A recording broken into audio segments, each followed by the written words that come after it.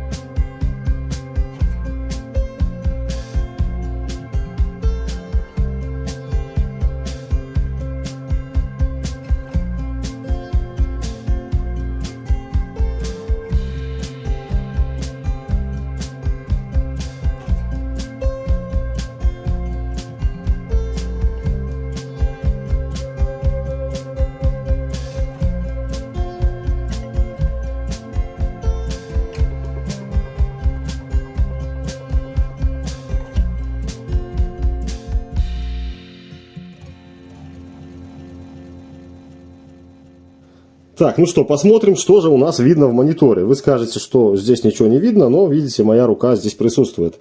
Итак, настройки монитора. На мониторе у нас есть 6 функциональных клавиш. Первая клавиша включение и выключение, вторая клавиша меню.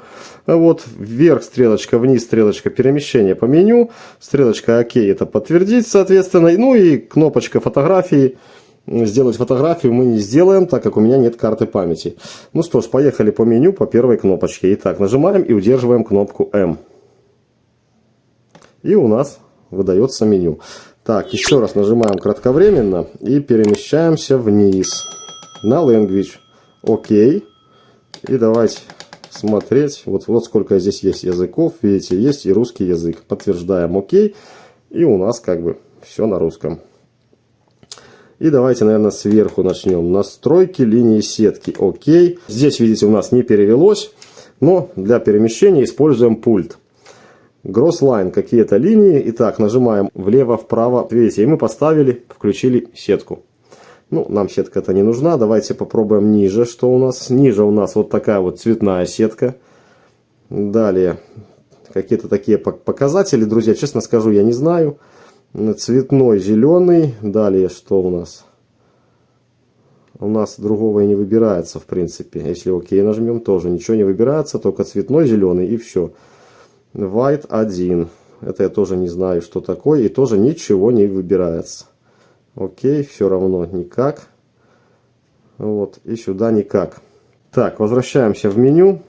И давайте ниже. Дата, время понятно, но язык мы с вами смотрели. Частота освещения, окей, 50-60 Гц. У нас 50 Гц, поэтому 50 Гц и оставляем. Дальше форматировать карту памяти, перезагрузить устройство. Ну и версия ПО. Кому интересно, пожалуйста, смотрите, читайте. Выходим давайте на первую. Так, окей, нажмем. Выходит, так, а ниже? Ниже ничего нету. Выходим на первую. Так, еще разок. Что у нас здесь? У нас здесь разрешение. Вот, окей. Столько вот много разрешений. Ну, нам, конечно же, интересно Full HD 60 кадров. Так, далее у нас экспозиция. Я думаю, понятно все. Если нажать ОК, тут можно регулировать экспозицию. Оставляем по нолям. Штамп, дата, время. Это у нас на фото и видео будут оставаться на фото дата и время. Так, резкий. Что такое резкий? Сильный, стандартный и мягкий. Я думаю, это типа что-то, возможно, насыщенности или что-то в этом роде. Ну вот видите, резкий и хоть ты стреляй. Ладно, выбираем стандартный. Замерзать покажу позже. Контраст и цвет. Вот. Стандартный, черно-белый, коричневый и негативный. То есть можно выбирать в любом цвете. Выбираем же, конечно же, стандарт. В принципе, все настройки нашего мониторчика. Ну, здесь еще есть у нас кнопочки, то есть можем что-то там по экрану вроде бы как перевернуть. Давайте положим винтик для начала. Попробуем его поймать, сфокусировать. Вот наш винт. Фокусировка ловится вот здесь. Хопа. Видите, какой шикарный мы видим винтик. Так, давайте посмотрим, что мы здесь можем. Так, если нажать вот данную кнопку, у нас ничего не происходит. Давайте сбросим, выключим М. Теперь нажмем кнопочку. Вот что-то мы тут притушили, да. Это все дело есть. И так ярче. Ну регулировка яркости освещения, в принципе. Вот. Наверное, так, наверное, лучше. Дальше что у нас? Вот этой кнопочкой. То же самое, в принципе. Вот так самое оптимальное. Так, ниже какой-то переворот смотрим. Ага, негатив меняем. Ну, прикольно. И средней кнопкой. Дальше, друзья, не полезем. Вы, наверное, сами... черно-белое и цветное. Черно-белое, цветное. Вот дальше я уже все кнопочки не буду вам рассказывать, потому как займет много времени. И обещала показать кнопку заморозки. Вот у нас кнопочка заморозки. Снежинка. Нажимаем кнопку заморозки. И после чего у нас картинка на экране замерзает. Можем убрать винтик. Видите? Наш винтик примерз к экрану нашего монитора. Да? Вот. Повторное нажатие заморозки приводит к разморозке. Так, здесь я вам немножко рассказал, объяснил. Давайте теперь посмотрим на интересные вещи, более интересные, чем данные винты. Значит, посмотрим, друзья, как настоящий доктор. Беру пинцетом все. Ага, пинцет этот нифига не берет такую тяжесть. 10 индийских рупий. Кладем на монитор. И смотрим, что мы увидим здесь. Вот так вот, наверное, будет самое красивый вид.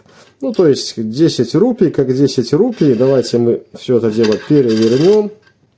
Ничего тут такого нет зазорного, да. А теперь стрелками вверх-вниз. Вот мы можем добавить еще увеличение в цифре. Давайте-ка мы это сделаем. То есть до 3 крат. Вот здесь вот у нас 3 крата. Все. И давайте теперь рассматривать монетку. И мы видим, что края монетки вот в этом районе, видите, стерты. Так, тут тоже подтерто. И особенно хорошо видно подтертость. Вот какие-то, видите, Индия написано, да? И тут вообще ничего нету. Что говорит о чем? Правильно, индийские дети сильно любят играть в копейки. Что непозволительно. Отлично. Поэтому монета такая стертая. А монета у нас всего лишь 2018 года. Так, ну и, конечно же, я вам хочу показать, что мы увидим в данный микроскоп. Только немножко я его опущу, чтобы было лучше видно. Мы все помним, что линза А у нас работает от 12 мм до 32 см. Так, ищем фокус нашей монеты. Опять же, вот наша фокусировка. Видите, как все видно. Каждая вмятинка, каждая царапинка. Ну, просто шикарная вещица. И обратите внимание на стык двух металлов. То есть здесь еще стык, ну, более-менее. И обратите внимание заодно на слово Индия. Видите, опять же, что я говорю, дети играют в копеечки, все эти копейки уже стерлись в грани и края. И едем по стыку. И наблюдаем мы такую страшнейшую картину. Изготовление данной монеты никудышнее. И стык у нас, видите, здесь расходится. И в нем очень много грязи. То есть монетка наша собрана очень-очень плохо. Кто-то скажет, виноваты детки, играя в копейки. Я же скажу, нет. Это сборка. Так, ну и здесь смотрим. Вот тоже более-менее стык. Тут вообще по идеалу. Идеально. И дальше смотрите, какая начинается. О! Тут вообще просто дикий ужас. Вот видите, что делается. Какой зазор и много-много грязи. Вот такие вот дела. Так, долой монетку. Посмотрим еще на... У меня есть денежка Арабских Эмиратов. Для этого и надо, друзья, вот эти вот два зажимчика, которые я собирал в начале видео. Ну и вот так вот выглядит у нас бумажная денежка Арабских Эмиратов. И что очень интересно, я нашел, вот смотрите. Здесь, так. Вот какая-то надпись вместо желтой линии. И еще надпись, сейчас покажу. Так. Сейчас, где-то здесь. И у нас вот здесь, елки-палки. И у нас идет вот здесь надпись, как желтая линия. Видите? А глазу, попробуйте здесь найти, где здесь написано. Глазом, ну просто ничего не видно. Желтая линия какая-то, вот и желтая линия. А здесь вот такой вот у нас скрытый есть текст. Как его найти? Сейчас найдем. Вот. Прикольно. Ну и давайте посмотрим на нашего шейха, как он пропечатан. Вот видите, какими-то такими вот точками. Клише сделано в принципе отлично. Ну и вот такая вот печать. Видите, здесь у нас на прозрачном фоне напечатано, просвечивается стол. Вот классно такая денежка. Заменил я линзу L. Линза L у нас работает на фокусном расстоянии от 90 мм от предмета до 300 мм. Ну, имеет увеличение от 60 до 240 крат. Так, винты я не ставлю, чтобы было быстрее. Так, ну и линза L предназначена уже смотреть какие-то там радиоплаты, делать ремонт, паять. А мы возьмем и рассмотрим вот мой такой вот тестер. Итак, ставим образец. Так, наверное, лампочки я выше приподниму, чтобы они не мешали. Я думаю, будет видно. Так, и пробуем выкручивать фокус.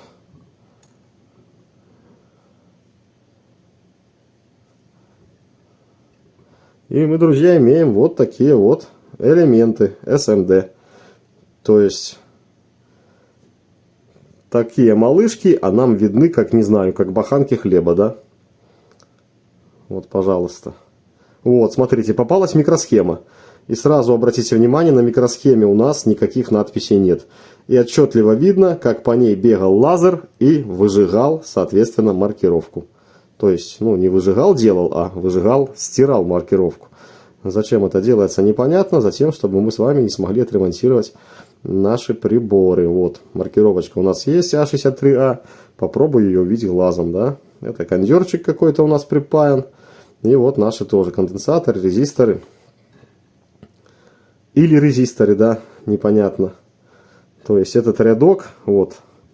Давайте я вам покажу. Как я вам покажу, честно говоря, не знаю. Вот они вот под... Даже и камера не сфокусируется. То есть такие крохи. А у нас здесь, пожалуйста, вот. Вот такой вот. Бери да паяй. Вот, то есть давайте, если мы даже вот вместо отвертки, вернее вместо жала паяльника всунем отвертку. И видите, уже мы можем что-то там попасть. Бах-бах, подпаяться. Ну, отвертка, понятное дело, сильно толстая. Вот, допустим, жало паяльника, если использовать ключик, то мы можем уже спокойно где-то вот капельку сюда, капельку туда, если надо паяльником, ну, либо феном. Установлена линза D. Линза D у нас работает на фокусном расстоянии от 4 до 5 мм всего лишь, то есть чуть-чуть. Ну и с линзой D мы будем воспользоваться вот такой вот подсветочкой. Для чего? Отключаем сзади подсветку и включаем подсветку сюда. Все это дело кладем на стол. И будем рассматривать с вами, друзья, вот такие вот 5 предметных стекол. С 1 по 5. То есть на предметном стекле практически ничего нет. Видите, какая-то размазня. Данные наклеечки я вам где-то сюда переведу, помещу и скажу, что здесь находится. Так, и давайте ловить. Сейчас я буду фокусное расстояние еще ловить.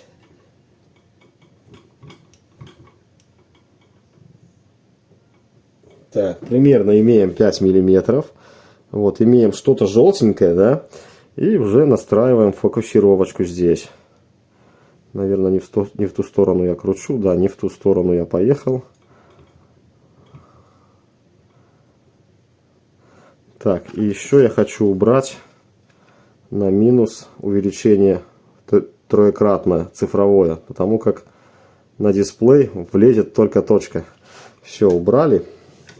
Так, давайте попробуем этим выкрутить. Воп. Так, дальше пробуем этим. И вот такое четкое изображение. Здесь, по-моему, глаза мухи. Вот, какие ворсинки, волосинки какие-то видны. Здесь глаза мухи, насколько я помню. Хотя могу, друзья, и ошибаться, поэтому, опять же, эти все наклеечки я вам сюда приклею. Первый номер, там и второй номер. Вот такая вот. На клеточном, считай, уровне размазня. То есть, опять же, давайте увеличим в 3 раза. И здесь мы можем рассмотреть ого-го-чего. Вот. Просто обалдеть. Все буквально строение на клеточном или даже молекулярном уровне. Очень четкое показание. Четкая картинка. Видите, какие-то ворсинки вот вырастают и из каких-то белых кружочков. Вот особенно здесь видно. Дайте я перемещу. Вот, белая точка и какая-то там ворсиночка. Не знаю, что это такое. Ну, наверное, как у людей тоже в волосы эти ворсинки растут из каких-то луковиц. Хотя, конечно, я досконально не знаю этих мух или что тут показано. Поэтому вам и не скажу. Но вот такая вот картинка. Второй номер. Вот какой-то там червячок непонятный. Это, насколько я помню, ножка пчелы какой-то. Так, убираем троекратное увеличение. Наверное, будем уже работать без увеличения смотреть, потому как все это дело занимает время. Ну и вот наша ножка пчелы, по-моему. Так, вот самый лучший фокус. И давайте поехали. Да, вот видите, сочленения все. Едем сюда. Здесь тоже сочленения. Здесь тоже, видите, сочленения типа коленки. И едем вниз. Тоже какие-то ворсинки, волосинки. И вот такие вот когти, я бы сказал, у нашей пчелки на ножке. Чем она цепляется за листики. Третий номер. Друзья, я вам говорю наугад, могу где-то и ошибиться, что там ножки пчелки, там и т.д. и т.п. Так, тут.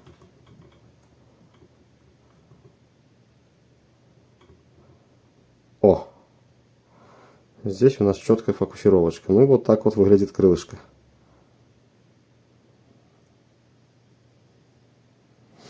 Так, посмотрели, давайте дальше ехать. Четвертый номер выглядит следующим образом. Какая-то синяя точечка. Смотрим, что у нас там за точечка. Вот. Так, фокус.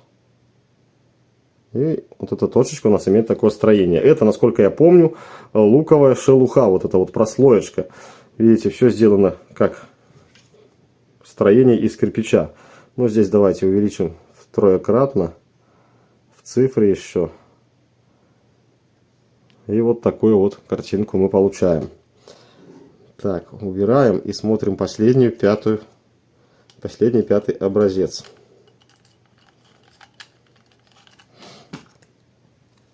Тоже какая-то тут точка синяя. И вот такая вот красотень, друзья. Просто красотень. Давайте я так вот, наверное, чтобы было и край, и серединка. То есть это поперечный срез ветки сосны. Что-то в этом роде, по-моему. Очень-очень все красиво. Так, ну а сейчас я покажу вам, как это все выглядит на мониторе немножко большем. И возьмем мы, подключим ноутбук. Ноутбук подключать будем кабельком USB-A Type-C. Я подключил программку, скачал. Она есть название в инструкции. Микроскоп Миасуры какой-то, да. И вот, чтобы подключиться к микроскопу, нужно нажать «Файл», «Open», «Открыть». А открыть девайс нажимаем. Здесь нажимаем USB Mode. И здесь выбираем появившийся наш девайс. После того, конечно, как компьютер найдет на него драйвера. Нажимаем и ОК нажимаем.